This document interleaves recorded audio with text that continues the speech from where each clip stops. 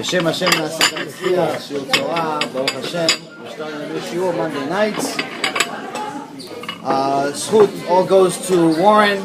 May he have a lot of success in spirituality, in business, and every single thing that's any good in this world. May Hashem give him and his family for putting together this shiur. It's not easy to put together a shiur. I remember when we first started with the other shiur we have on Tuesday. We started with one person. It was just me and one other person. And pretty much each week you have to almost practically beg people to come. And the reason why is because there's something called an evil inclination in Judaism. And the Yetzer Hara, the Satan, is a lot more powerful than we can even imagine. So when you say that, listen, you should go to Shiur Torah, Satan doesn't want you to. So he's going to do everything he possibly can to convince you not to. Whether it's a flat tire, or it's a busy at work, Satan will even give you money to make sure you don't go to Shiur Torah. The last minute, right before you leave the office, the one customer you've always been waiting for a call that never called in his life, he's going to call you. And that's what happens. So, to putting together a shiur is not easy. So, Chazak u'Baruch to Warren, B'ezrat Hashem will continue to grow this shiur. And then we want to do a full shleimer for his son. B'ezrat Hashem refuah shlema. Daniel Beryl. To Daniel. Beryl. Ben Menachem Chaya. Ben Menachem Chaya. B'ezrat Hashem will have refuah shlema. Eden Malka. And also the little baby still hasn't healed 100% yet. Eden Malka. But Ravit, B'ezrat Hashem will have refuah shlema soon. And B'ezrat Hashem, all of Am Yisrael will have a refuah shlema and success in spirituality and connection to Hashem. So I was thinking about this lecture, trying to figure out how do you start a lecture. And it reminded me of my business days prior to learning and teaching Torah. I was in the business world. I owned, as Warren spent too much time explaining my business life was not as important. Telling you guys, I spent some time in the investment world, insurance world, and part of what I did was consulting. Different people would come to me with different ideas, and I would tell them my opinion, even if I wasn't the one that was actually going to take the investment per se. So it reminded me of the story of a guy by the name of Henry. I'm not going to say his last name because I don't have permission to say his story, but it was a really, really nice guy, not Jewish, but a very nice guy named Henry, who came to me and told me that there's a group of people that are offering him this investment deal in this park. And he wanted me to look at it. And I looked at the deal, and oh Hashem, I had a little bit of a talent as far as finding red flags, so I spotted that it was a Ponzi scheme within about 5 or 10 minutes. I spent the next few hours trying to prove it. So now, after you look at this thing and you see that all of the money that they're pitching that they're going to get for investors, they're really taking for themselves, now you have to go back to the investor and you have to tell them the truth. The problem is, how do you start a conversation with someone telling him that everything he ever believed was a lie? And it's the same thing goes with Am Yisrael today. Unfortunately, in today's world of political correctness, people are too worried about other people's feelings and not enough about the truth. So we grow up and we live a life thinking that it's okay to have our own opinion that supersedes the creator of the world. Our opinions are valid. Our logic is important. Some people are smarter than others. Some people are better in other things than others. But the key is that we have to understand that there's a creator. And the creator created instructions because no creation was ever created without a set of instructions. So for example, if I ask you, where do this pizza, does it have a creator? Did somebody make it? You would obviously say yes, because it didn't come from nothing. There wasn't an explosion that just created this pizza. Or this restaurant that we're in, that it didn't just come from nothing. A few people came together, put some steel together, some wood and some other parts, and next thing you know, you have a building. The same thing goes for the roads, the same thing goes for the cars, the same thing goes for everything else in life. Every creation has a creator. The one unique part about all creations is that they all also have a set of instructions from that creator, from that manufacturer. The reason why is because if I gave you a phone for the first time, you've never seen a phone in your life, and I gave it to you, and there was no instructions, and you didn't know what this was. Without the instructions, this would be useless to you. It would just be a blocker, you could just put your cup on it. But if I gave you a set of instructions and explained to you what it is, then you obviously you use it. Not only would you use it, you'd know how to use it to its best potential. For some reason or another, over the last few generations, the Jewish people have been led to believe that the set of instructions we received from Hashem, we received from the Creator of the world, are no longer valid. They're outdated. They don't really matter as much. They're not relevant. And the problem is that there is a systemic issue within the entire Jewish business. What do I mean? You have two sets of people. You have either people that know and they're already religious, or people that don't know and they're not religious. Now the ones that know, once they've spent some time learning, or they were born into it, they assume that everyone else knows just like they know. Someone that was born religious assumes that everyone else also knows what he knows, but they choose not to do what God asked. And that's generally the mentality of most religious people that have been born religious, that in general, people choose not to do what God said, instead of not know what God said. The other side, and the reason for that, by the way, the foundation for that claim, it's not everyone obviously, this is a general claim, is because if you look at the overall perspective of rabbis that focus on kiruv, that focus on helping people do tshuva, it's a very, very small minority in comparison to the overall number of rabbis in general that just teach Torah. Now the Torah it never ends. You can learn Torah every day, 24 hours a day for 1,000 years, and you still would not scratch the surface of how much it has. So learning Torah is obviously something that we're obligated to do as Jews, and it's something that we need to do. And religious people know this. So many of them teach themselves and each other, but that doesn't necessarily help many people get back to Hashem. That's helping people that are already in the club. Out of the 14, 15, 16 million Jews that are in the world, maybe there's less, maybe more, no one really knows how much there are. If you ask the non-Jews how many Jews there are in the world, they'll tell you 2 or 3 billion, just based on how many times we show up in the news. But if you look at the overall perspective of Jews, there's only a small minority are religious. Maybe 20% of us are keeping Shabbat. Maybe 20% of us even know what Shabbat is. Everyone knows that Shabbat is the 7th day of the week. Baruch haba.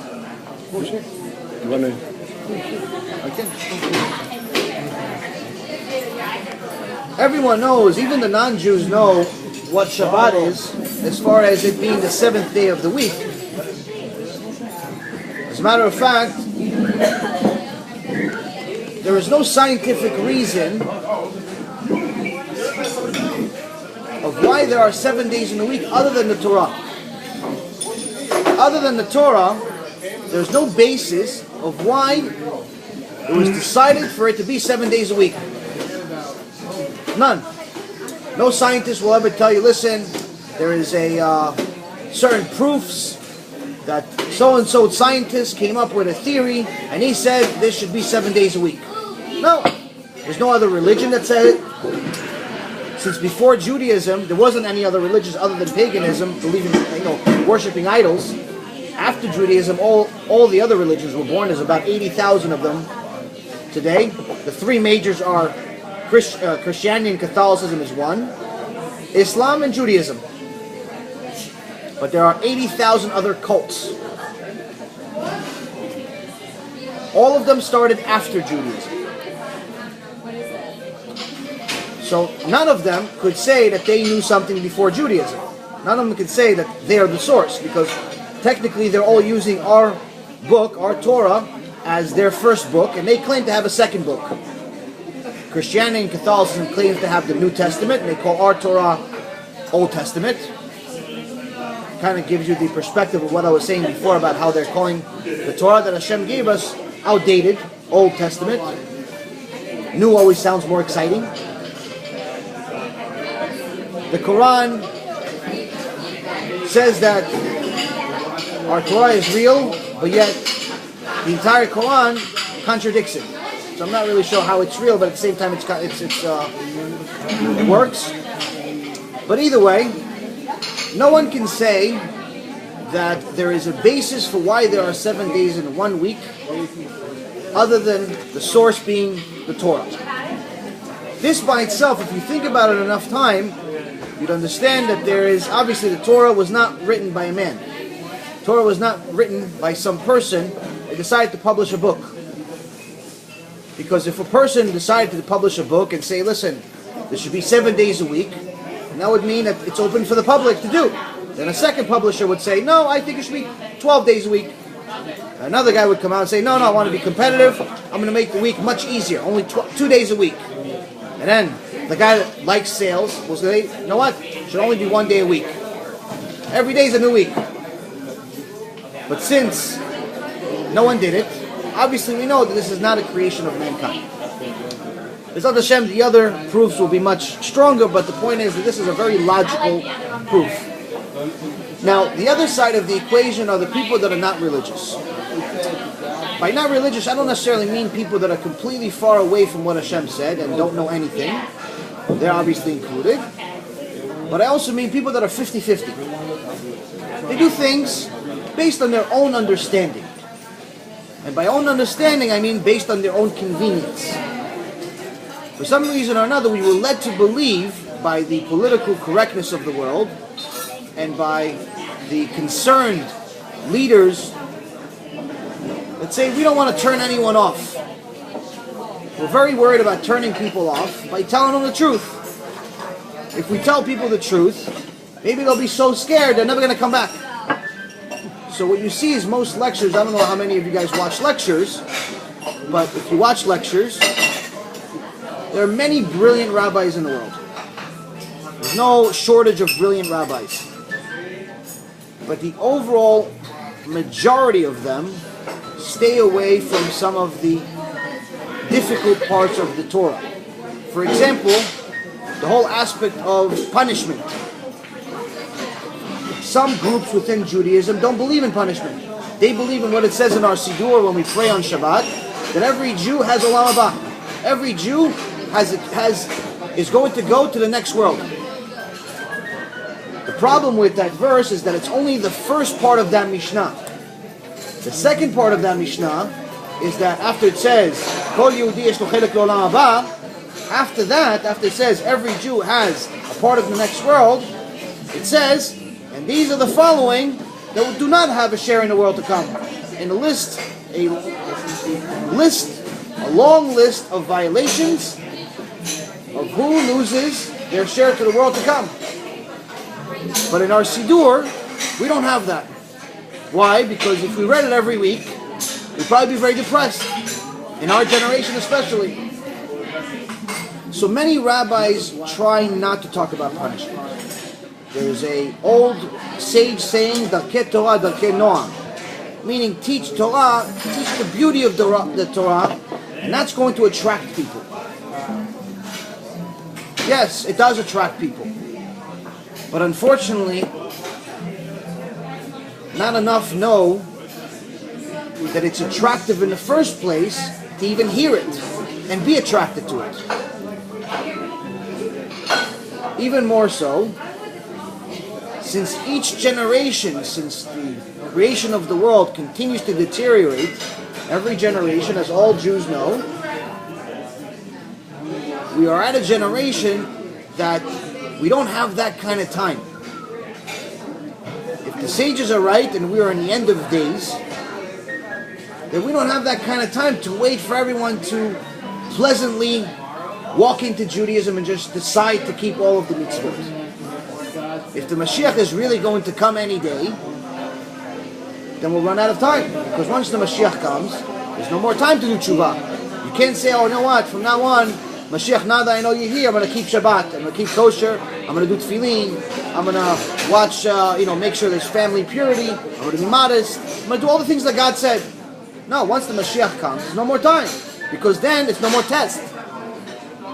So the whole aspect of the Torah, the Kenoah, meaning teach people the pleasantness of the Torah without punishment, without any consequences.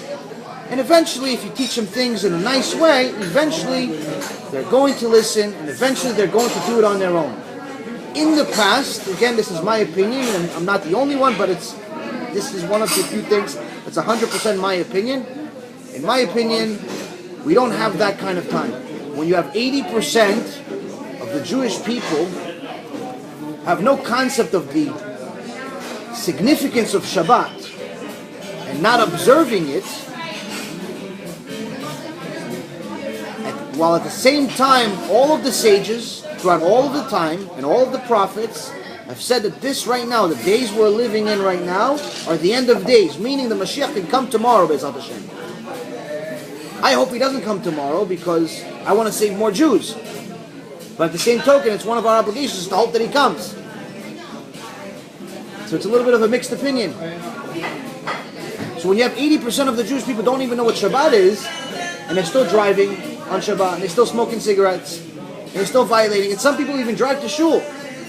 So far are they off of the basis of what God said, that they figure that if I do a mitzvah by going to the synagogue, if I do a mitzvah by going to the synagogue, then that cancels out the violation of driving on Shabbat. Makes sense. Logically, it makes sense.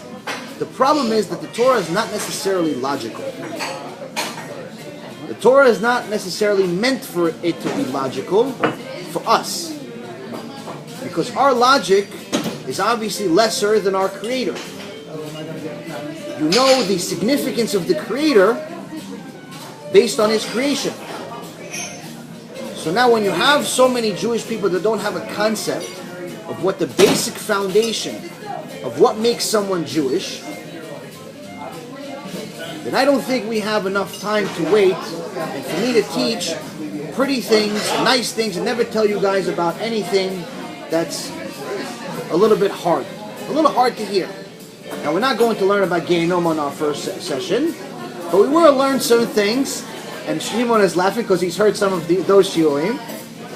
But we will hear a few things that may not necessarily be pleasing to some people because, again, it's not going to be hard stuff where you're not going to be able to sleep or anything like that. The point of what I mean by saying hard is that everything I'm going to say, Be'ezrat Hashem, the goal is for it to obligate you. Obligate you to change. Obligate me to change. The goal of Rosh Hashanah, that's coming up Be'ezrat Hashem soon, is not for us to go and pray. It's not just for us to go and look at nice clothes and go to Beit Knesset and think about, oh, at least this holiday I don't have to fast like the one that's coming up 10 days later, Yom Kippur, and maybe have a nice meal at home. And then Yom Kippur, he says, oh, you know what? This is not like Rosh Hashanah. I can't eat on this holiday. And he asked the rabbi, what time is the fast end? Instead of, do you think I'm going to survive? Yom Kippur and Rosh Hashanah, it's not for us to just go and socialize with our friends and family in the synagogue. Rosh Hashanah, for all Jews that learn a little bit of Torah, they know Rosh Hashanah is the Yom Adin. It's Judgment Day. That means that the books in Shamayim are opened, and Hashem decides whether you're going to live another year or not. Now, if someone went to a trial in this world, and the judge says, tomorrow I'm going to decide whether you're going to live or die. You're either going to live and free, and you're going to not have jail time, you're going to be in the world, and you do whatever you want, or the exact opposite. You're going to die. Are you going to have any worries about whether she has a nicer dress than you, or he has a nicer car than you, or whether you made the right recipe and whether the guests are going to like what you made for food?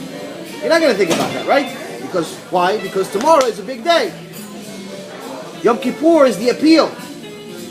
Hashem already assumed that some of us are not going to know and not going to do enough on Rosh Hashanah, because most people think that Rosh Hashanah is a celebration. Oh, it's a Happy New Year, like the Christians and the Catholics. Happy New Year, and with all the bells and whistles and all the fireworks.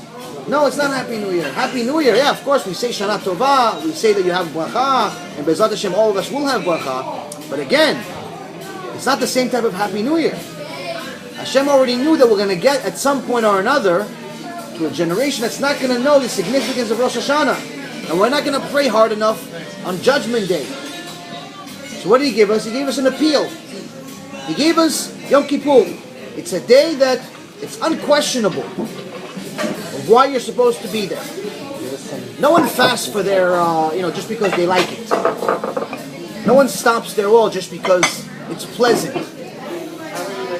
That's why in Hebrew, the word for fasting is not just tzom, it's also ta'anit. Ta'anit comes from the source of to suffer.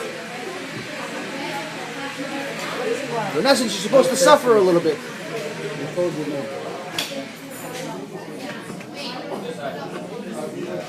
So now we have a dilemma. With 80% of people that don't know, most of the people that do know are not interested, or maybe aware, or perhaps even versed in getting those people back. But the religious people know that they need to. So Baruch Hashem, Hashem obviously is smarter than all of us. He sends people like me that don't care. I don't care about people's feelings. I want to save them. If they cry, but then they keep Shabbat, then I'm happy. Because they'll cry now, but Be'ezrat Hashem, they'll get to Olam Haba, they'll be very happy. So I don't have a congregation. I don't need any tzedakah. I don't have any other benefit other than to make people religious. And that's the goal today. So now, how do you make someone religious when they're 50-50 or nothing? First, we have to decide if we should. Why should I become religious? Maybe the book is fake. Maybe it's fake. Maybe Moses wrote it. Maybe Tzvika wrote it. Maybe Abraham wrote it. Maybe Nisan in the back wrote it. Nisan comes to all my shiur. He's the one I said we started the shiur with in my house. He was the first one. It was me and Nisan. I have the two. I ordered them. 2 more? You want 4? No, 2 more. Yeah, they're in the oven. So now, what the dilemma is that most people don't know for sure if the Torah is real. To be honest with you, I actually think some religious people don't know if the Torah is real. They do it because it's become a culture. If you're born into it, it's just like if I was born in the middle of Africa and everyone's walking around with underwear. To me, that would be normal. Because I'm walking around with underwear, they're walking around with underwear. But if I came to New York, well, maybe not New York, but if I came to Florida and I walked around with underwear, then I would probably get arrested. Right? Because it's not normal here.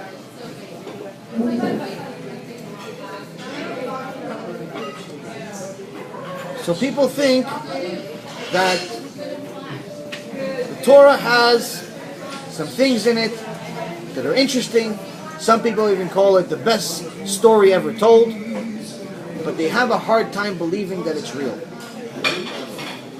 This is why I call myself the failed experiment. One of the biggest drives that I have as far as doing this is because I was the failed experiment of Darkei Torah, Darkei Noah in this generation. I was the failed experiment of teaching in a nice way and eventually he'll become religious. When I had the business in New York, I had different religious people come to my office at least twice a week. Different organizations, we're not going to mention names. They all tried their best. They all did what they were told. You weren't religious at the time? I was not religious at that time. As a matter of fact, I was as far from religion as you could possibly be. I knew the concept of Judaism, but like many people in the world today, I defined it myself. What is the concept? Do you have any background? Do you have any base? Background of what? Like everybody else. I mean, עשיתי בבית קידוש, dinner, Shabbat dinner, and that's it. But he Your wasn't level, religious. your level. What level of religion I was? In the past or now? Okay. Oh, in the past. In the past, I mean, my parents would do kiddush on Fridays, And then TV. and then television, Said all of and it, then yeah. we would go to the movies sometimes, or the clubs, or do whatever we wanted. Eventually, my mom was the first one that started keeping Shabbat many years before the rest of us did. My father later on, but the kids never did. When we were kids, we went to we were living in Israel, and we went to a religious school for the first few years of our life. But once we came to America, that was no longer possible, so we went to public school. And when you go to public school, you become friends with the public. The public in America is not Jewish. The public in America is not religious Jewish. So you become just like them. And you have theories that you create over time, and you have your mind that you create, and you make everything into a nice chulant of opinions. And you create your own religion in your mind. So I figured that once I grew up, I figured, okay, there's something called the Torah. I heard a few stories at some point. They say don't work on Shabbat. Okay, so I'm not going to work on Shabbat. I'm going to go to casino. I'll go play high-stakes poker with the best players in the world. I knew a little bit of math. I was pretty good at the game. So I'll go play at the World Series. I'll go play big tournaments. I'll play big gas games. I'm not working. Made perfect sense to me. Because all those rabbis that came to my office twice a week for over 10 years, which if you do the math, if it's, let's say, once a week, it's more than twice, but let's say if it's once a week, they would come and they would tell me nice stories, or they would tell me that, something that's relevant to the parasha, but never anything with substance, like, for example, by the way, if you don't keep Shabbat, you're not considered Jewish. That will hurt. That hurts. If I listened to it at that time, that would hurt. I'm not saying I would listen and actually do it, but I know that it would change something in me. Now, I'm not blaming any of those religious people that came to my office, because even if they would have told me, I'm not telling you that I would actually do it. But the one thing I do blame them for is for making the decision for me. For deciding that I'm not ready to hear it yet. For deciding that it's too much for me to bear. That if I heard it, it would just be too much for me. So they decided not to tell me, so I never knew. So for 10 years or more, I had people come to my office, and I would give them tzedakah, and I would listen to whatever they had to say, 10 minutes, 15 minutes, a half hour sometimes. They were really nice people. But never once did I hear from one person that Shabbat is the only thing that separates me from being Jewish. Meaning that if I don't keep Shabbat, based on the definition that's in the Shulchan Aruch, which is the book of laws, in the Torah, in 7 places, based on the oral Torah, which is in the Gemara, based on the other parts of the oral Torah, which is in the Zohar, and the best part is based on the Torah, the actual Chumash, the Tanakh, the one that everyone believes in, including the non-Jews, including the Christians and the Catholics. They also believe in the Old Testament, or the Torah, what we call the Torah, even including there. Based on all of those definitions, so you can't say it's here, but it's not there. Based on all of them, someone that's Jewish, who doesn't keep Shabbat, the least of their problems is that they're no longer considered Jewish. Now, of course, they can do tshuva, and everything that I'm going to say today and any other shiur is always subject to tshuva.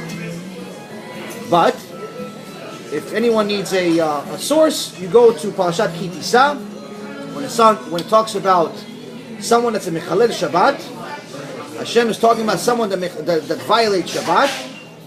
And he says what's going to happen to them in one verse, one sentence. It says, Mot yumat v'nichreta nefesh me'amea. Mot means death.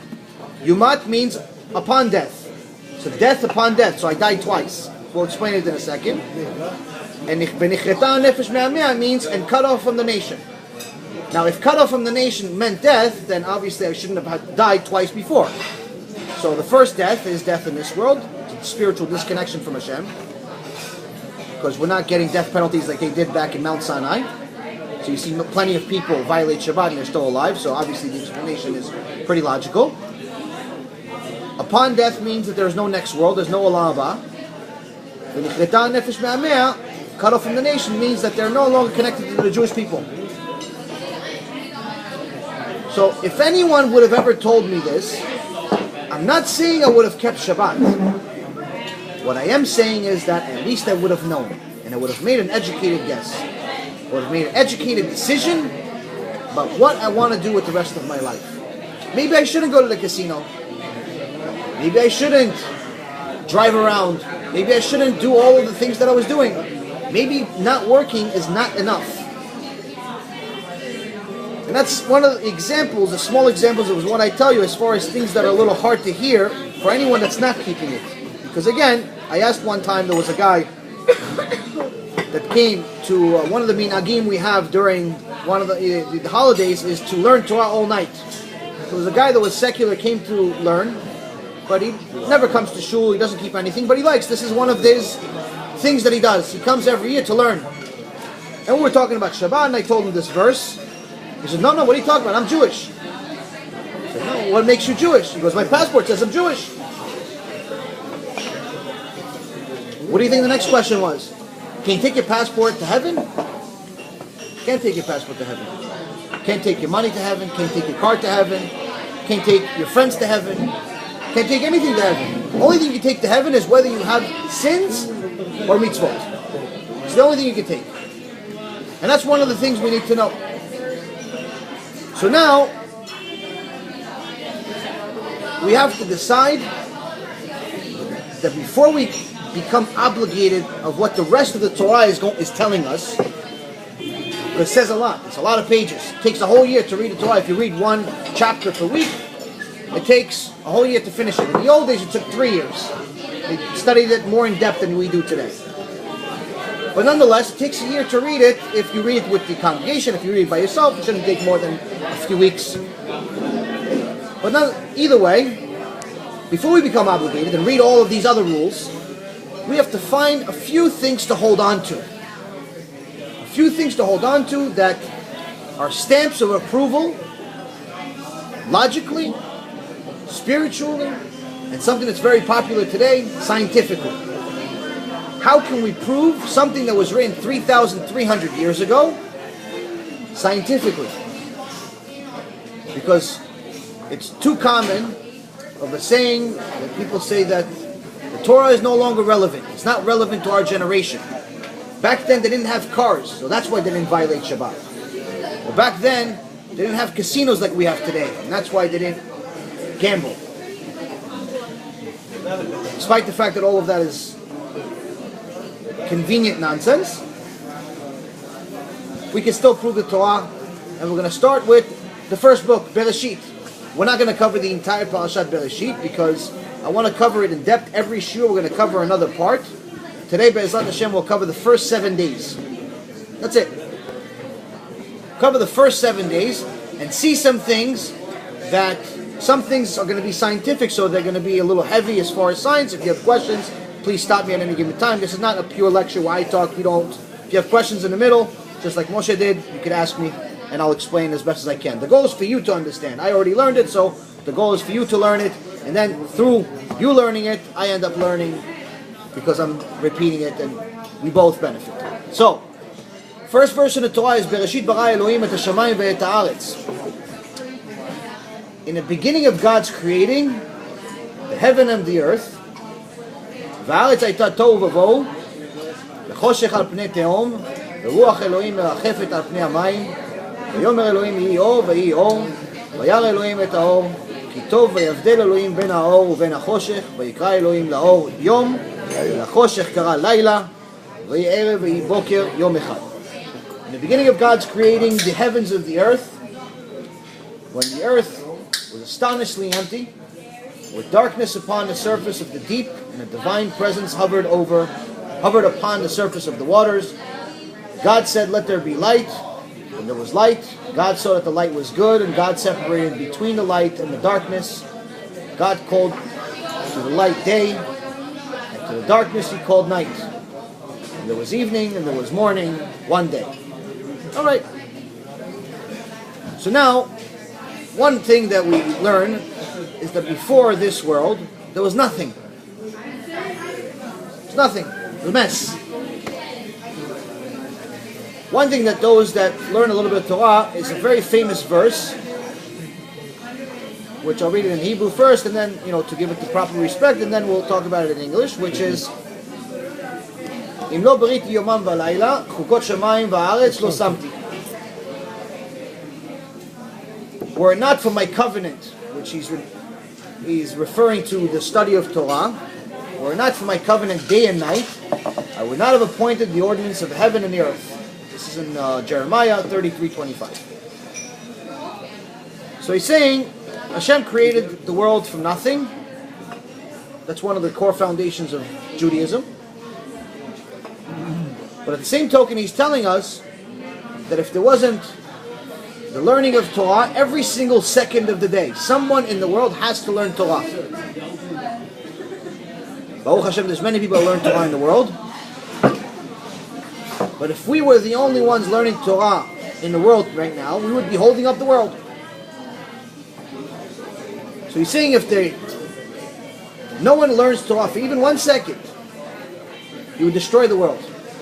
Now when people think about destroying the world, they think about Noah. They think, there was a flood, and 40 days, then after that, there was some rain, and then after that there was a lot more, and then pretty much destroyed the whole world. The whole process took about a year worth of disasters. So people think, it's going to take God a year to destroy the world. This is a convenient belief that people have because they figure that if it's going to take them that long, maybe it's going to give me enough time to plead with them and convince them that, hey, don't do it. I'm a nice guy. It reminds me of a joke. There was two guys, neighbors, that lived next to each other all their life. One guy was religious, Jewish, going to learn Torah each day while he works as well. The other guy, no Torah, no mitzvot, no nothing. He worked in a taxi cab. So once in a while, the religious guy would say to the non-religious guy, he's like, listen, you know what? Maybe you should come to the Knesset, learn a few things, learn some Torah. It's really important. No, don't worry about it. I'm fine. He goes, well, how are you fine? He goes, no. When I got up there, I'll figure it out. I'll work something out over there. I'll work something out.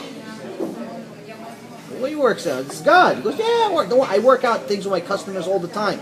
It's only $10. I convinced him to give me $15. God gave me this talent, so obviously he gave me this talent to convince him too. This made sense to him. And that's how he lived his life. One day, both of them went up to Shamayim, and they're both in the court, and the religious guy goes sees the judges first, and the non-religious guy is looking from the back. He's like, oh, this is real. I didn't really think it was really going to happen this way, but okay. So he's watching his friend, his so-called friend, and he sees, they asked the friend, so what did you do each day? He goes, I learned Torah. He goes, no, what did you do in the beginning? He goes, first thing I did a few blessings when I got up in the morning. Oh, put that on the scale. Well, after that, he goes, after that I drank a quick cup of coffee before I went to the Knesset. Wait, hold on, before you got to the Knesset. Coffee? What kind of coffee? Black coffee, no milk. Okay. Put all that coffee that he ever had. Do you have any sugar in it? Yeah, I had sugar. Okay, that goes on the scale also. So the guy on the outside is like, I knew it was going to be me. He drank only 1 cup. I drank 3 cups of coffee before I even left the house. So then the guy says, okay, I went to the Knesset after that. Did you walk? Did you drive? He goes, no, I walked. Okay, each step, let's measure it. It was 1 mile walk. Put all that measuring tape times 70 years. Goes on the scale. Once I prayed. After that, I ate breakfast. Oh, what'd you eat? Oh, I would eat a little muffin. And then start studying. He goes, no, hold on a second. Muffin, you ate? Muffin is there on the average. Okay, put that on the scale. The guy on the outside is celebrating like you wouldn't believe. It's like, muffin? I told this guy he didn't know what he was doing. Muffin? I didn't even leave the house before I had 2 or 3 of them. And just when I got into the car, the first thing I went to was Dunkin' Donuts. Just to make sure that I had the freshest donut of the day. So then after that, he said, after I learned Torah, which obviously all goes on the scale also, so the non-religious guy on the outside, he's like, all right, Torah I don't really have that much. But the muffins I'm very good at. So after they said I had lunch, what did you have for lunch? Oh, I usually have a piece of chicken. Small piece of chicken. Oh, that all goes on the scale. The guy on the outside, the cab driver, is celebrating. Chicken, poor guy, I would have at least one chicken, at least one steak, and sometimes some cheese on it too. He's celebrating and as happy as can be. Because he sees his friend's scale keeps going higher and higher with mitzvot. And he's like, oh, he only had one piece of chicken and one coffee and one donut. Eventually they say, okay, you have Gan Eden, they let him in, and the cab driver comes in. So they say, hello? He's like, hello? He goes, listen, I'm not going to waste your time. Just take a pen, write this down. In the morning I'd have 3 cups of coffee. I'd put 4 sugars. My friend only 1 sugar, I don't know why. I don't know why he's worried. We both died at the same time. So 4 sugars, that worked for me. I didn't have, like my poor friend, Misken. He only had one muffin. I had 3 before I left the house. After that, I went to Dunkin' Donuts. After that, I had 3. He goes, wait, hold on a second. The judge is like, wait, what do you think this is, a restaurant? He goes, what do you mean? My friend, he just came here. He just told you his order. He told you what he ate. He goes, no, you don't understand. Him, everything he did a blessing before he ate. And everything he did was so he has the energy to do even more blessings, to do more learning Torah, to do more praying to Hashem. What about you? Did you pray to Hashem? He goes, no, not so much. Did you learn Torah? No, not so much. What did you do? I worked in my cab. Okay, it's not bad to work. What'd you do with the money? He goes, I went to Bahamas. Did you give any tzedakah? No, not so much. He goes, oh, so all the chicken and all the donuts and all the coffees are worthless. They don't go on your scale. And that's what we have to understand, is that our logic, as much as it makes sense to us, doesn't necessarily make sense in Shamayim. So now, when we have a world that Hashem is telling us, on one end I build it from nothing, on another end if there's no Torah it goes back to nothing. Our logic will tell us that will take him time. I'm here to tell you it will take him no time. It will be instant. It doesn't require war, doesn't require earthquakes, doesn't require winds, doesn't require anything. It requires him to stop thinking about us for a millisecond and everything stops. How do we know this scientifically? Scientifically, we know there's something called an atom. All of life, whether it's the trees, or it's you, it's your hat, it's your kippah, it's my jacket, it's the iPad, it's the book, the cars, everything gets down to being made up out of atoms, energy. Now, an atom has the nucleus inside, which is the proton inside, and it has this, that stays, doesn't move, stays the same, and then there's an electron, which is an energy, that spins around it really, really fast. So fast that it makes everything else look like it's solid. As an example, you should consider thinking about a fan. If you've ever seen a fan, when a fan is spinning really fast, it looks like there's only one blade. But as soon as the fan slows down or it stops, you see that there are 4 blades or 3 blades. So it's an illusion. It's an illusion, there's only one blade. The world we live in is also an illusion. It's an illusion that we actually have something. But in reality, 99.9% of the atom is empty space. It's nothing. The nucleus is drastically bigger than the electron that's spinning around it. But the distance between them, to put it in an easy way, is the equivalent of us to the sun, between each atom. And there are trillions upon trillions about trillions of atoms in each and every single cell in your body or everything that's made up over here. But all of that, in reality, is an illusion. It's all empty space. Scientists have even gone one step further, where they went inside the atom that's mostly made of nothing, And they went inside the part that's not nothing. And they saw that most of that is also nothing. It's also 99.99% nothing. Zero. Now if you take all of the matter, all of the something that we have, in all of the universe, everywhere, and let's say you stop spinning, the illusion stops. It stops spinning. We no longer see one blade. We see everything. We see everything for what it is. Everything in the whole universe would be clear to us. The nothing will be exposed. And the something will also be exposed. The something of all the universe together will fit into a box of matches. Which means that if Hashem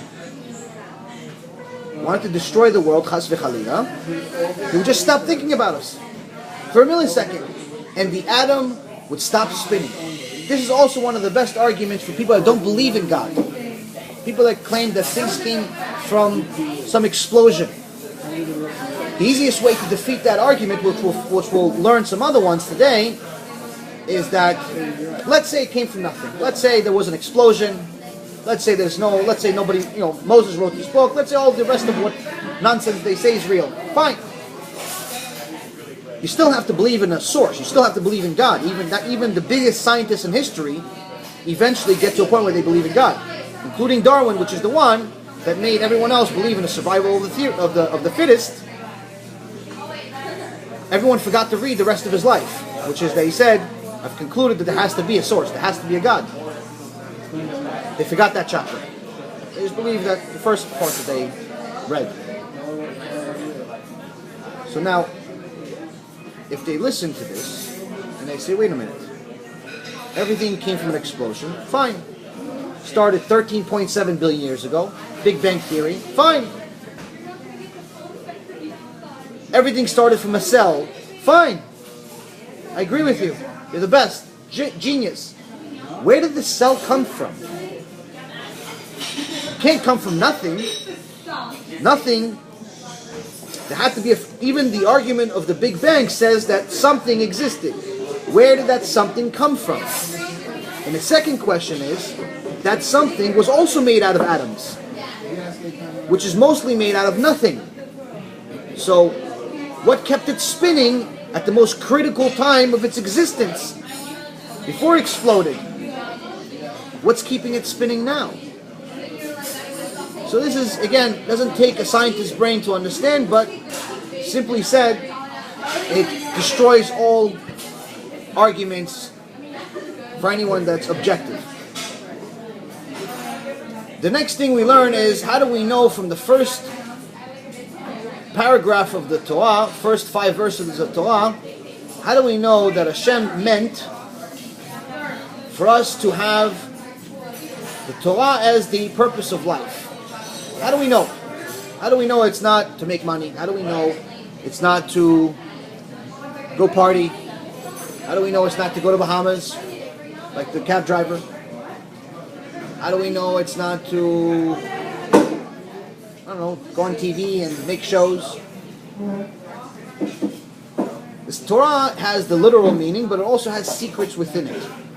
I'm not going to go deep into it. We're just going to give you a little taste of what it means. There's something called codes, Torah codes. Torah codes are a mathematical way of finding hidden messages within the Torah. By finding a word after counting letters, and having the word is made up of not of the actual words that are in the Torah, but actually by separating each of one of the letters by equal distance of letters. So, for example, if you wanted to find my name, your own, okay? So you would look for Yud, and then you would look for a certain number, let's say 7 or 50 or any number, and then you would get to Resh. And then, in order for that formula to work and be valid, it can't be just any other number after it. It has to be, again, if you picked 7 the first time, it has to be 7 the second time. It can't just be random numbers. So if you see that you see Y, A, or Yud, Resh, Vav, and Nun, which is my name in Hebrew. If you see that you found that name with a equal distance of letters, then it has some type of pattern.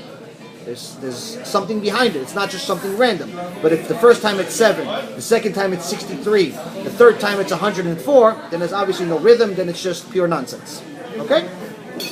Now, if that word that you're looking for has a foundation itself, meaning that the word that you're looking for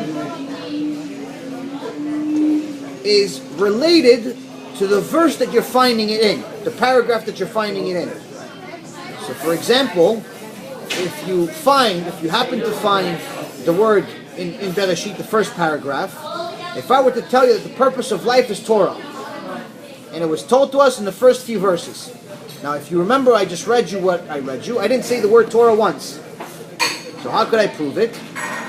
I say that in here, there is the word Torah, and not only is the word Torah with an equal distance of letters, but even beyond that, the skip, the number of skip is relevant to when we got the Torah.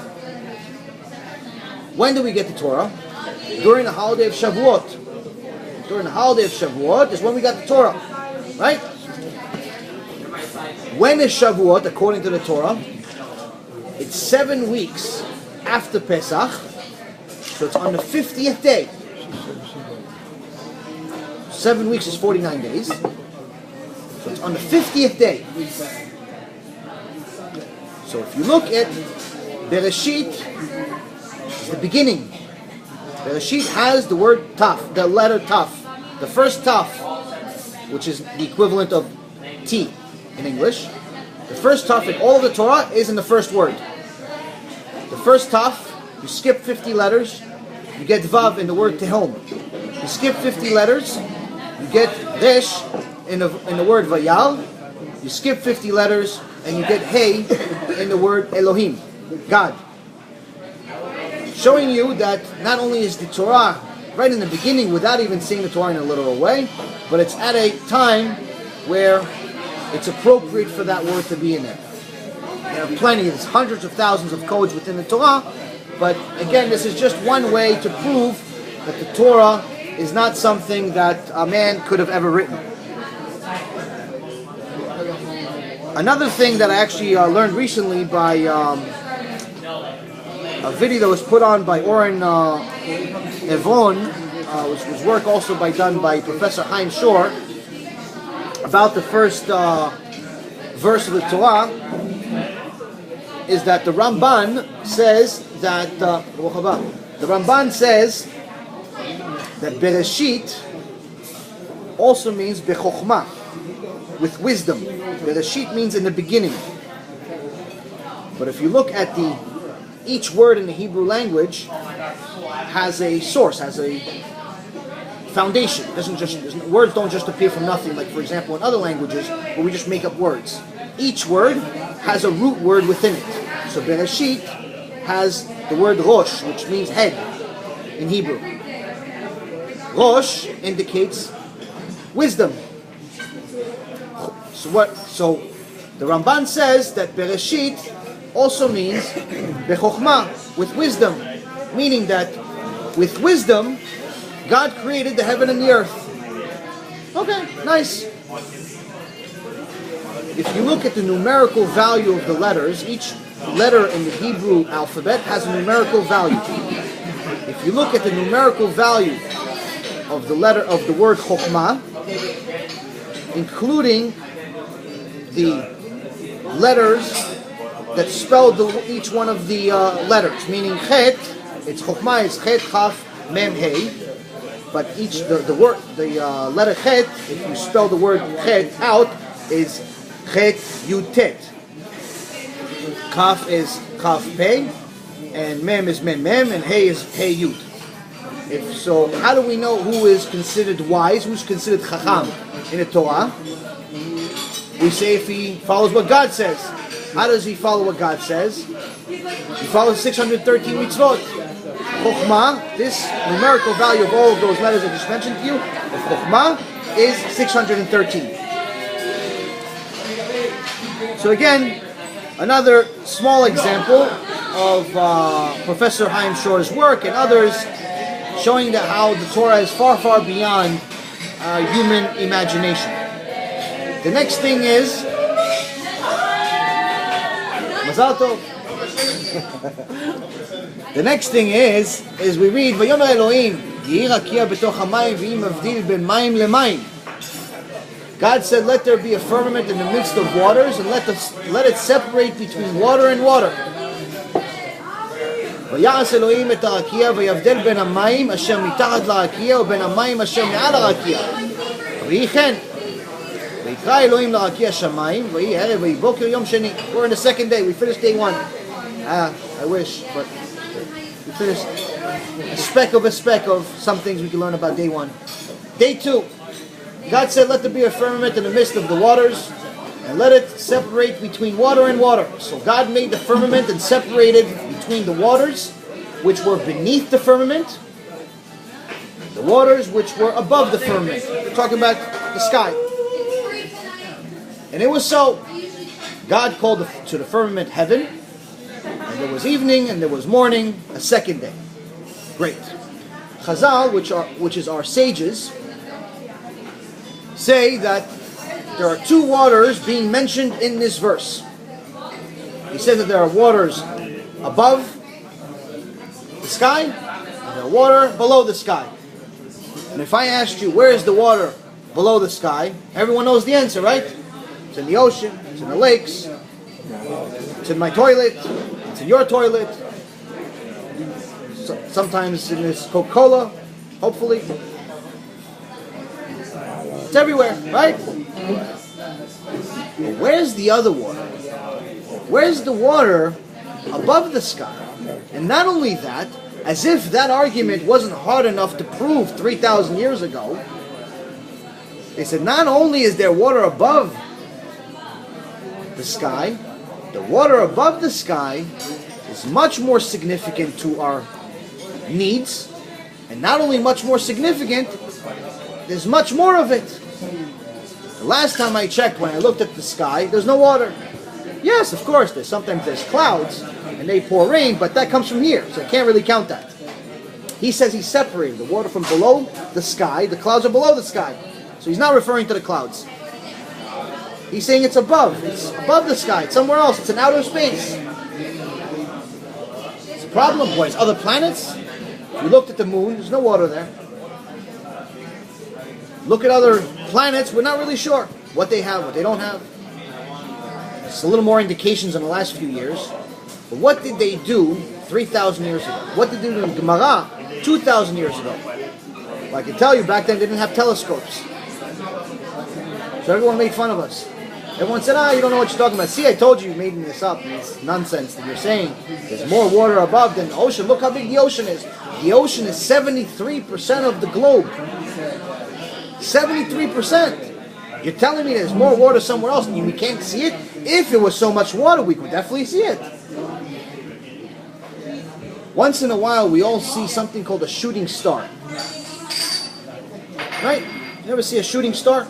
In New York, you don't see too many shooting stars because of the pollution. But in Florida, I think there's less pollution. Huh? Well, I lived on the 35th floor in Manhattan. In downtown Manhattan, no shooting stars. Upstate. That's not really considered New York. So now, you have shooting stars. Now, we always thought this is nice. Some people thought, it's a star that's broken. It fell. That's a nice story. Sometimes they tell kids maybe. In reality, what is that star? Scientists discovered that star is creating this stream because that stream is water vapor. Where is that water vapor coming from? From the star. What's the star really? It's a comet. What's the comet? It's a ball of ice. Tall ice. We had a few of them hit Earth. There's one that hit Earth in 1908. The field that it hit, it said it was the equivalent of several atomic bombs that hit Hiroshima in World War II. was the equivalent of a few of them. And the trees, thank God there wasn't people there, but the trees until this day can't grow on that field. That's how powerful it was. This was just one comet, tiny, tiny little comet, 30,000 pounds. The average comet that you see in the sky with the little streak is 1 billion tons. 1 billion. Some of them get even to 1 million billions. Okay, so that's a lot. One other thing that Chazal told us is that not only is the water above the water here much more significant in size and importance, but also it's still. It's in one place, it doesn't move. Baruch Hashem, we got to a point in science that we finally got to a point where we can see some of the deeper parts of outer space, and we saw that the outer layer of outer space is all one big ball full of ice, and those comets are tiny little pieces that keep breaking off of it, meaning that if that giant layer, that giant outer layer, which is called the Oort cloud, if it were ever to melt, it would fill the oceans of the earth more than 1,000 planets the size of the earth. This is page 32. You have this book? Whoever doesn't have this book, whoever waits till the end, I give out this book for free, along with some CDs that talk about Torah. So whoever wants to wait till the end, I have a free copy for them. It's a fantastic book by Rabbi Zamir Cohen, and there's many of the proofs that I'm going to talk about come from this book. So this is something that talks about comets. It's extraordinary, and it's something that really, truly shows how, at a time we didn't have telescopes, at a time we didn't have anything even remotely close to the technology we have today, we knew much more than the people even today know. Why? Because we got the information from the creator of the world. The second thing is we learn is that there is something more to water. If Hashem said that he had to create something that's related and connected to water, then obviously water is important. Water is important for our existence. Now scientists say that most of the human is made up out of water. Great. But there was a professor, a Japanese professor, I believe his name was Professor Yamato, he's also in this book, but I'll just go off of, I think his name was Professor Yamato. No, Imoto. Okay, sorry, Mr. Imoto. Professor Imoto, not Jewish, last I checked, wanted to understand water in a deeper level. He wanted to understand if we can impact water with purely our words. So he took water, he took them into a little petri dish, you know those little dishes that you have in science lab. He put water in it. He took 2 dishes. One water, before he froze it, he gave it compliments, said nice things about it. And the other one he cursed at, said not so nice things. Like you go to New York and you hear that language, like everyday language. And the subway. Subway, ooh. Subway, that water won't survive. So now, I have to pick another place. I don't want to pick on New York too much. I'm going there in a few weeks. So now, he took these 2 dishes, he said some nice things and some bad things, and then he froze it. After he froze it, he took it out, looked at it in a microscope to see how the ice cells were formed. If any one of you have ever seen a snowflake, when it's under a microscope, it's beautiful. It has a beautiful symmetrical design, and no 2 snowflakes are the same. It's also one of the amazing proofs that a creator had to create the world, because no 2 snowflakes are the same. Just like no 2 raindrops ever touch. When rain, one of the miracles of rain is that when rain falls, no 2 raindrops ever touch each other. Why? Why is that important for us? Because if the raindrops would touch each other, then the drops would get bigger and bigger. And instead of it being rain that doesn't hurt us, it could be a flood on our head and killing people. So no 2 raindrops ever touch each other. Despite what the winds are, as much wind as you can have, whether it's Hurricane Katrina or Hurricane Sabrina, none of it ever affects the creator of the world that put a science behind everything. So now, you have this water.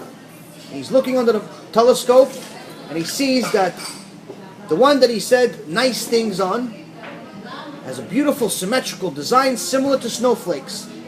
Nice beautiful stars. They have pictures in this book. Amazing. The one that he said not so nice things, dark, ugly, and deformed.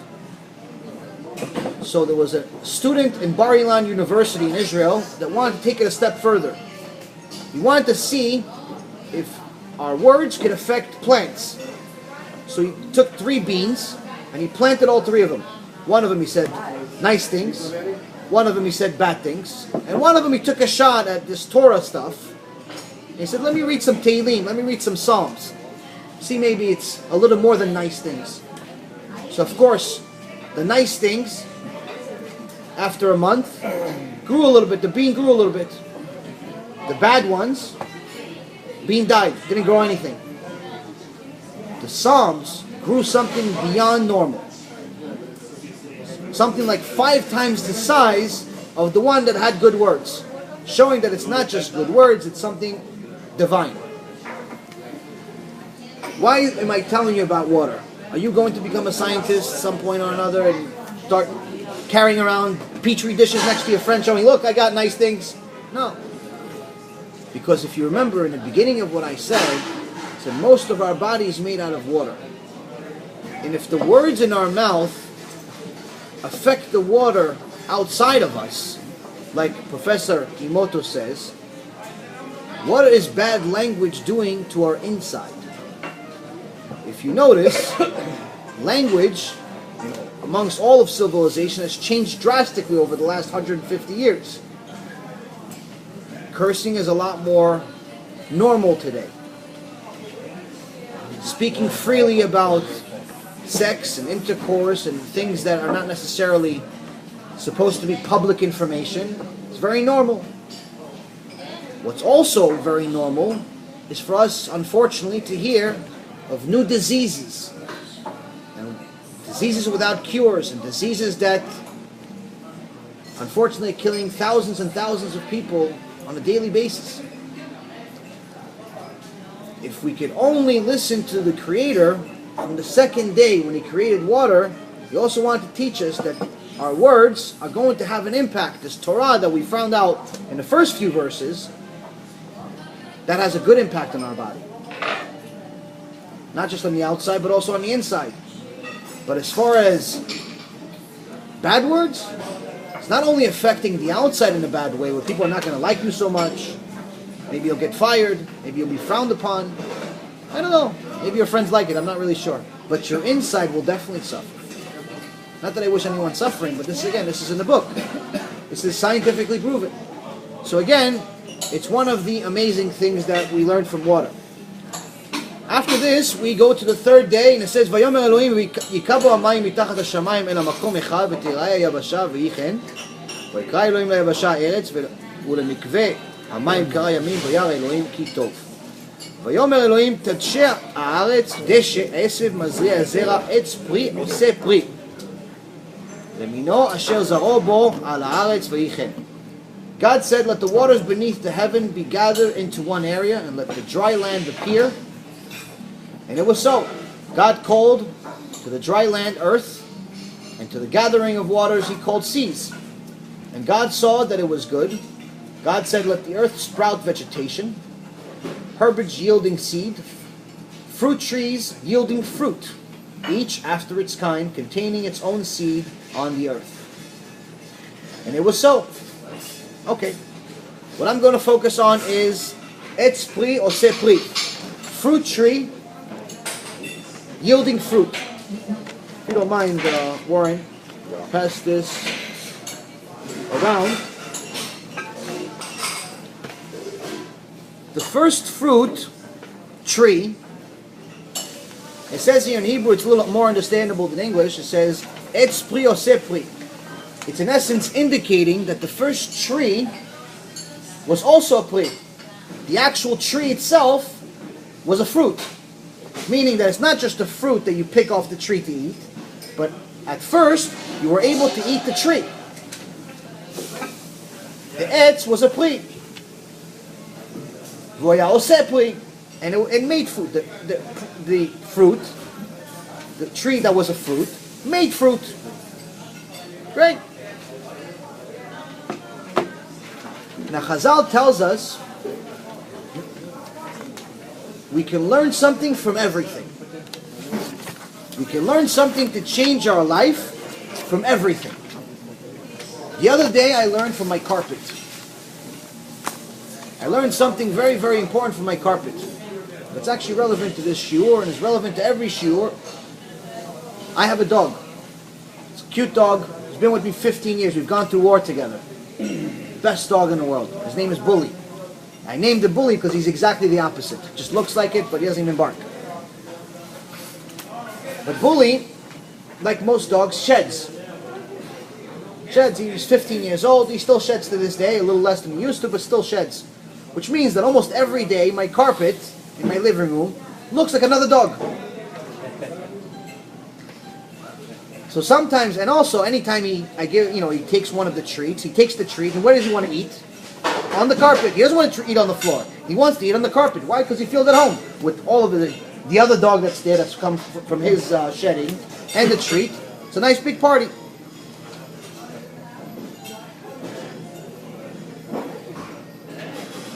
Be'ezrat Hashem, this shiur will also be for Refuah Shlema, for Abi ben Shalom, Shevach, Gilad ben Yosef, Tzabari, and Be'ezrat Hashem they will have a Refuah Shlema, and Yosef ben Naomi. It's always good to stop even in the middle of the shiur for Refuah Shlema, because Refuah, you want it to come as soon as possible. And Be'ezrat Hashem, Hashem will give me back my thought so I don't forget it. So say 2 more people there. So let's say another 2 people. Be'ezrat Hashem also, if they're Jewish and they're good people, why not? And Refuah Shlema to Oded bat Esther and Mazal bat Simcha. May they also have Refuah Shlema Be'ezrat Hashem quickly. And we said Eden already before. So now, and Adozai bat Oza, Be'ezrat Hashem, she will also have Refuah Shlema and Refuah Shlema to all of Am Yisrael. So now, my carpet, oh yes. And Aliza bat Miriam, may she have a Refuah Shlema Be'ezrat Hashem. I said the Refuah Shlema, you can listen to the fruit part at least.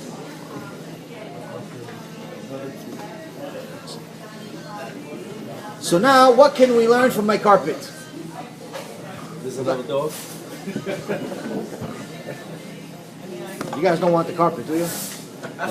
So now every day, We have 2 dogs we'll give you.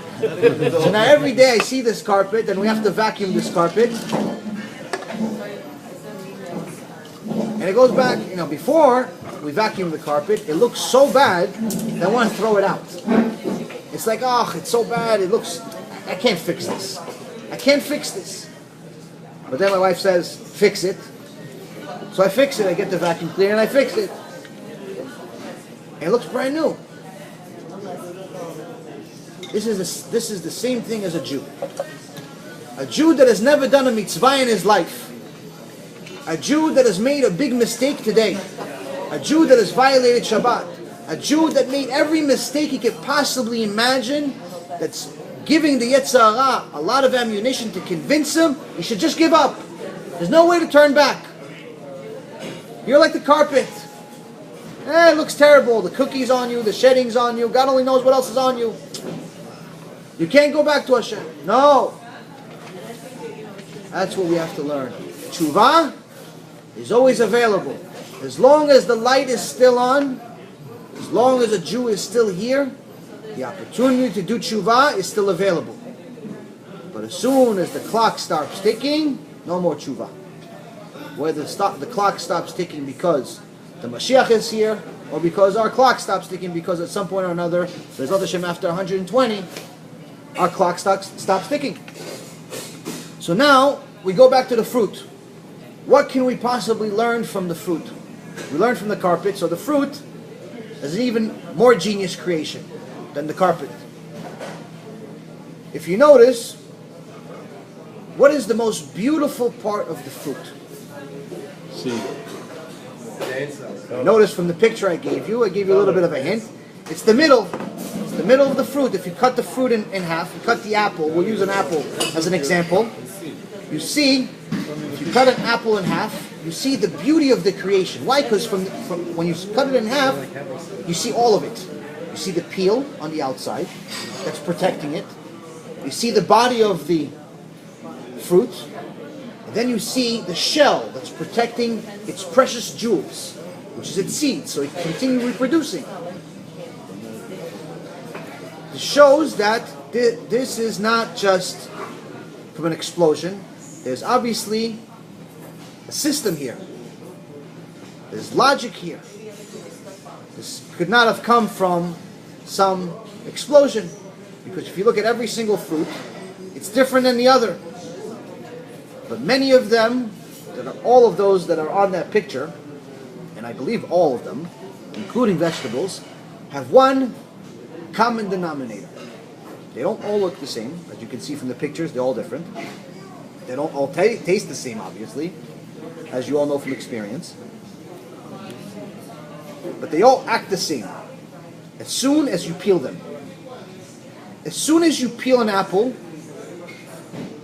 and you just leave it there. You peel an apple a little bit. What happens after you peel the apple? It becomes dark. It becomes dark. Here's what we learned from the apple. Hashem gave his precious jewels like our neshama inside. He also gave him a body, like our body. But to protect the neshama in the body, he gave him the peel. He gave him the peel because the peel has to hide what's precious. This is no different than a Jewish woman or a Jewish man. What ends up happening to the apple is that as soon as you take off its clothes, it becomes dark. Why is it becoming dark? Because it's shy. It's embarrassed. You're seeing its inside. This is one of the lessons we need to learn for Jewish men and for Jewish women.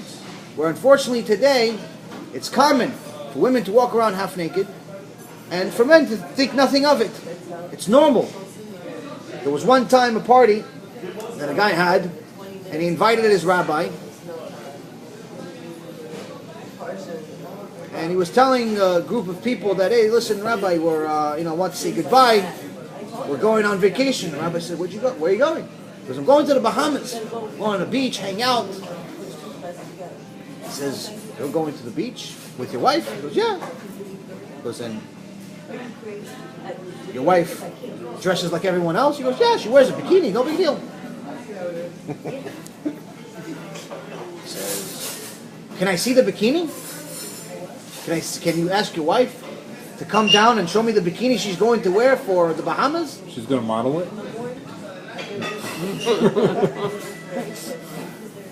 So, that was a good one. Shiur was worth it just for that. Now, the guy obviously doesn't say what he said. The guy gets offended. He goes, what do you mean? There's 300 people here in this party. How dare you? What kind of rabbi are you? Lasha? Evil? What kind of rabbi are you? Asking to see my wife in a bikini? What kind of rabbi are you? So the rabbi says, Why would you do it? why is it a problem to show it to me and 300 people, but not a problem to show it to 50,000 people on the beach? Your ears should listen to your foolish mouth. The apple is teaching us a lesson. We are not supposed to show our body to the world. We are not supposed to show the parts that Hashem told us to protect. This is why the apple and the orange and the strawberry, the pear, and the banana, and everything else, as soon as you take off the peel, they're trying to teach us a lesson. They're trying to remind us, this is not normal. Normal is for me to be covered. Why? Because there's something precious that's being covered. If I had a bag of diamonds, do you think I would throw it up in the air and show the world I have them? No. I'd put them in a safe, amongst another safe, maybe another safe on top of it. Cover it, it's precious. Same thing with the body, same thing with the soul. We're not supposed to necessarily show our body to the world. And this is something you can literally learn from a fruit. There's beauty there, but it's only specific to certain people. We go into the fourth day. I'll fast forward a little bit because we don't have that much time left. And if you've noticed, the first 3 days, Hashem said that there was light, but He still hasn't created the sun, He still hasn't created the moon, and He still hasn't created the stars.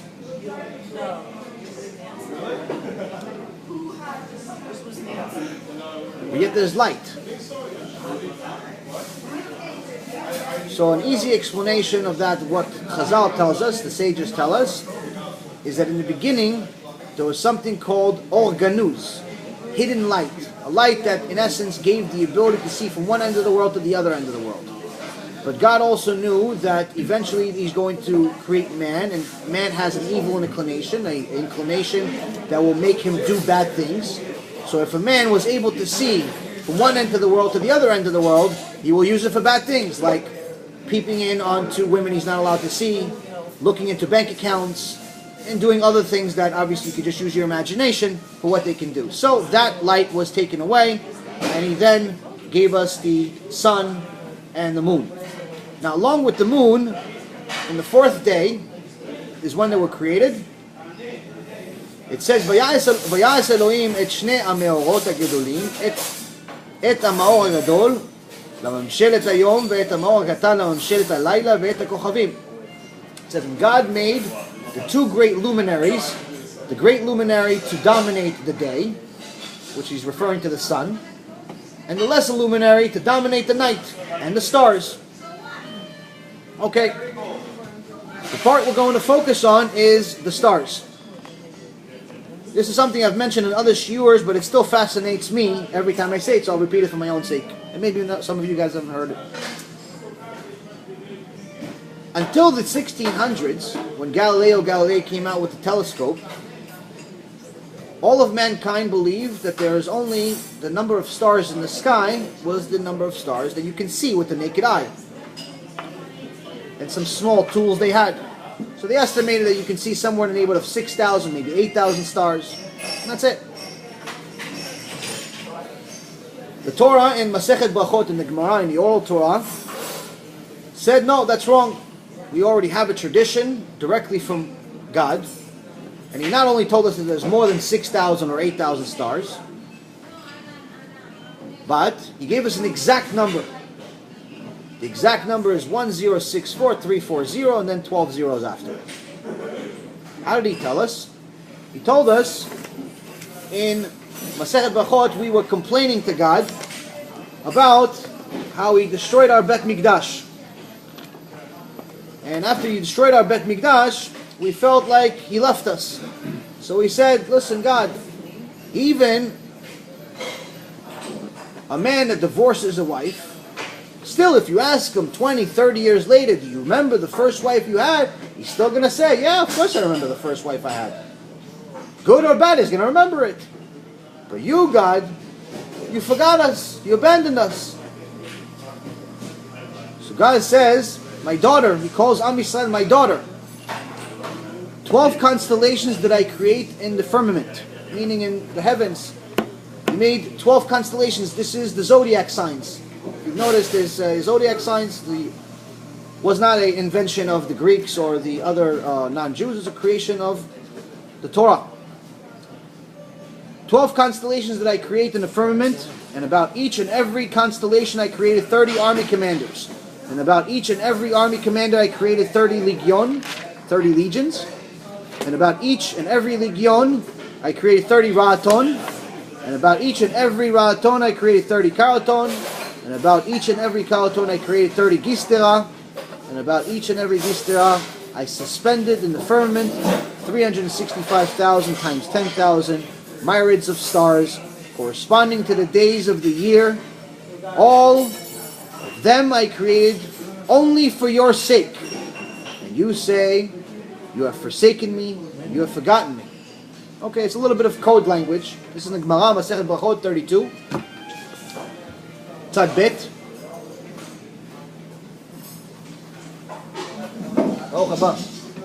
So, this is not only Hashem telling us that we're special. This is not only Hashem telling us that we're considered like His daughter. Parent obviously loves his daughter.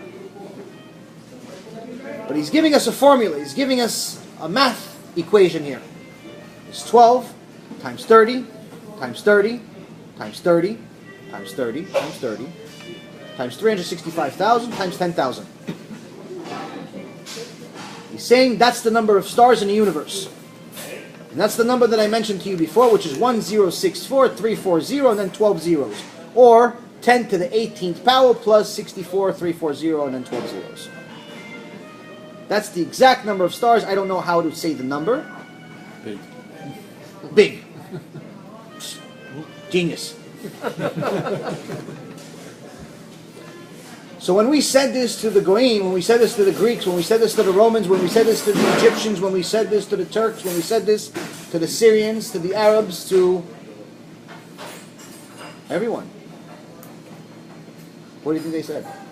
You're nuts. You're nuts! Shtuyot! In the 1600s, Galileo Galilei came out with something called a telescope. It wasn't as advanced as today, so if you fast forward about 400 years, it became much more advanced, and it started being connected to a supercomputer. Supercomputer could analyze things much faster than the human mind. Supercomputer was able to calculate how many stars it can see, based on certain estimates. Long story short, there was a research by NASA in 1997, and then a further research by the Australian National University in 2003. Both estimates came up with numbers not too far from our own. 10 to the 21st power and 10 to the 19th power. One of them is coming closer than the other. Needless to say, regardless of which number it is, it's a whole lot more than 6,000, and the secular world that's using their logic is finally coming closer to a number we didn't even have a calculator to calculate it with. We didn't have such numbers, not back then, not today. So to say that such a number would have been a man-made creation is obviously foolish. And the only one that could have known it is the one that put it there. We couldn't see it. We didn't have the telescope. We didn't have anything. This was written 3,300 years ago, or 2,000 years ago in the Gemara. Well before Galileo Galilei ever existed, well before we came to the modern world and had telescopes that were able to count, well before anything. Shows you that the Torah is not only divine, but it's something that is beyond our understanding, and we're only finally starting to catch up today. The next part is when, this is specifically for people, Baruch Hashem not here, but anyone that has trouble believing in creation. People have a tough time, religious and non-religious, have a tough time believing that evolution is wrong. They have a tough time. They believe that there's a certain element of evolution, which there is. There's a certain amount of evolution that does happen, but it's nowhere near the science that's taught in public schools. If you remember, if anyone went to these schools, I did. I remember in science class, they had a picture of a monkey, and someone who looks less like a monkey, and then less like a monkey, and less like a monkey, and eventually becomes a human being. You guys remember that picture? Mm-hmm. Okay, you don't remember that picture. And that's what they say is what happened. They said that everything came from a cell, and the cell became something else, like a fish or something, and it became a lizard. Lizard somehow became a monkey, and the monkey eventually became me that's giving you the lecture today. Okay. I say it didn't come from a monkey. We may look alike, but it didn't come from a monkey. How do we know that this is the biggest and most foolish thing to even think, forget about, say? This is purely logical, and it's very, very simple to understand. Now let's just say you have the 5 people. You have the monkey, is number 1, then there's stage 2, 3, 4, we're stage 5. I'm 5, monkey's 1. Okay, question number 1. Why is the monkey still here? Simple question. If the monkey evolved to me, why is he still here? That's question number 1. Fact number 1. In order for anything to evolve, this is a little deep, so just try to pay attention. In order for anything to evolve from stage 1 to stage 2, it has to be strong enough and self-sustaining enough to survive without evolving. Meaning that in order for stage number 1 to become stage number 2, it has to be strong enough to stay stage number 1 without evolving. Meaning that the evolution is not out of necessity, but out of desire to improve, not to survive.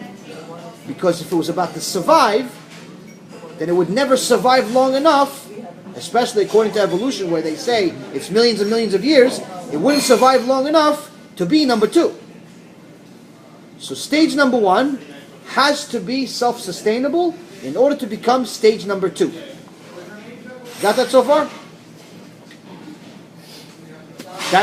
So since stage number 1 has to be self-sustainable and strong enough to survive, to be number 2, that also means that stage number 2 has to be strong enough to stay by itself without evolving to become stage number 3.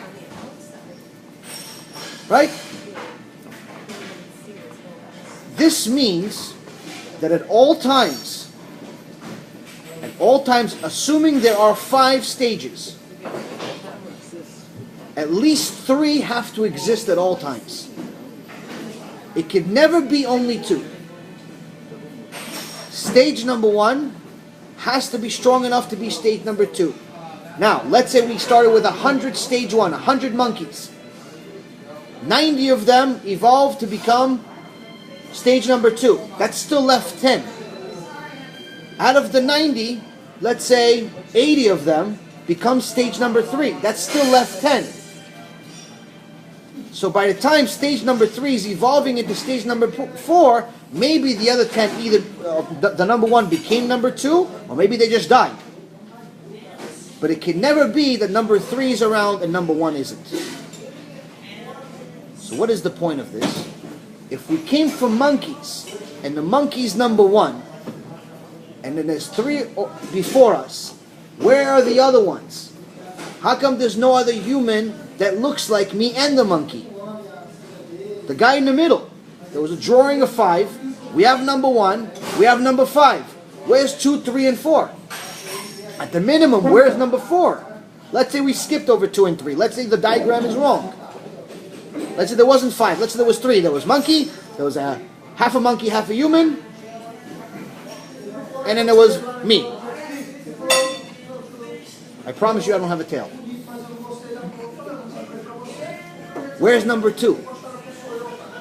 That's the easiest way to show that the monkey theory can never be. Is the caveman number 2 or whatever? Caveman, yeah. Caveman is probably somewhere around number 4. Oh, number 4? Okay. Somewhere around number 4. He's right before us. Number 2 is still a monkey. Still a monkey, maybe without a tail. Some other nonsense they created just based out of their imagination. But nonetheless, again, many people believe this. So the big question is, there are a lot of scientists that believe this. These scientists, some of them are Jewish. Some of them are not Jewish. But they're all smart. They're not fools. How can you explain such a big mistake made by such smart people? First of all, we all need to know that the biggest mistakes in history were made by the smartest people in history. Why? Because people that are stupid don't ever get a chance to make a big mistake, because no one gives them the job. People that are not smart get the basic jobs. People that are really, really smart get the big jobs. So at least that's what we hope, with the exception of our presidents. But aside from that, we have big jobs and small jobs. That's number 4. Yeah. So now, how could such smart people, scientific people, not figure out what we just figured out in the last hour? 2 things. 1 is money, 2 is obligation. First one is easier to explain than the other. Money. Scientists live based on contributions and grants and money that's being paid for them for their sustenance. They get hundreds of millions of dollars to do work that's generally theoretical. Theoretical by definition means it's an idea, it's a possibility, it's a guess. It does not mean fact. That's what some people that don't know science think, especially young people. That believe in that stuff. They say, no, this science said that the Big Bang Theory happened. But you just said Big Bang Theory. Theory means it's just theoretical. And that's what a lot of people don't understand with the word theory. So they get a lot of money from governments and different institutions for the purpose of doing their work. So that means that if they admit the truth, if the guy that's researching evolution, the guy that's researching stage 2, 3, and 4, 5,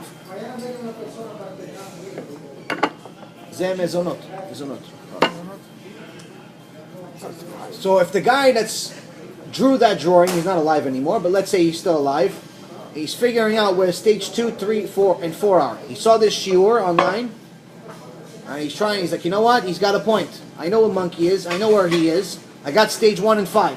Where's 2 and 3 and 4? Now, if he admits that I'm right, and he tells all of the institutions and the universities that this guy that's giving us Shiur Torah just proved me wrong, maybe the few $100 million will come to this shiur, not to him. But the reality of it is that it's a big risk for him, because he will lose his job. That means that his science, his work, his life's work, becomes meaningless. If it's proven wrong, then it's meaningless. So what do? They say, listen, we're not so sure, it's a theory. But we're going to spend the rest of our lives and the rest of your money trying to prove our theory right. So first reason is money, which is unfortunately a very big driven factor that runs our world. The second reason is obligation. Why is obligation a problem? Because if believing that we didn't come from evolution, it becomes easy, and we realize we didn't come from monkeys. Where did we come from? We realized earlier today, we came from God. After seeing just a small, tiny amount of proofs, which we'll go over many more in the coming shiurs, we notice that this God wrote a Torah. How do we know he wrote Torah? Because there's too much information here for it to come from a human being.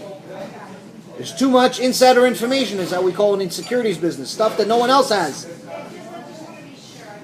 Too much goods. It's too divine. How could you know the number of stars? How could you know the secrets of water? How could you know that there's water when we can't even see the water? At that time we got the facts about the water. Some people still thought that the world was flat. They didn't even know that most of the world was 73% water. Forget about thinking that there's water above the earth. So obviously there's enough information just in the first few days of creation to show us that this book came from something above us. Now, if it came from the Creator, and the Creator gave us this book, at the very least, we should learn what it says. Why? Because Torah in Hebrew also means instructions. Torah. These are instructions. I like to call the Torah a love letter. It's a love letter from Hashem. Why is it a love letter? Because He's telling you how to have the best possible life, here and there.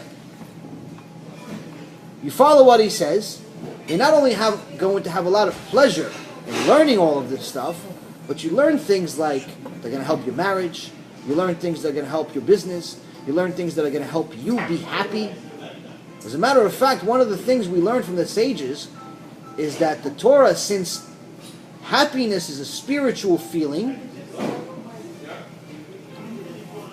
and the Torah is spiritual, the only way for us to achieve the spiritual state of happiness is by feeding it something spiritual. Meaning you can feed yourself as many cars as you want, as much money as you want, as many millions as you want. And I'm not telling you like I came from a poor place. I made many millions in my life. So when somebody tells you money is the root of all evil, and never had money, it's a little difficult to. I came from that. I had a lot of money, and I made a lot of money. And I'm telling you, whoever came up with that statement is a genius. But the reality of it is that it doesn't make anyone any happier. At all. Not even 1% happy. Why? Because happiness is a spiritual feeling. The Torah is something spiritual. Even though you see this book as something physical, the lessons you learn from it are spiritual. The impact it has is spiritual. Meaning that the only way that you can become happy is through the Torah. So to sum it up and finalize the shiur today, when I thought about today, in the shiur today, I thought about that client Henry.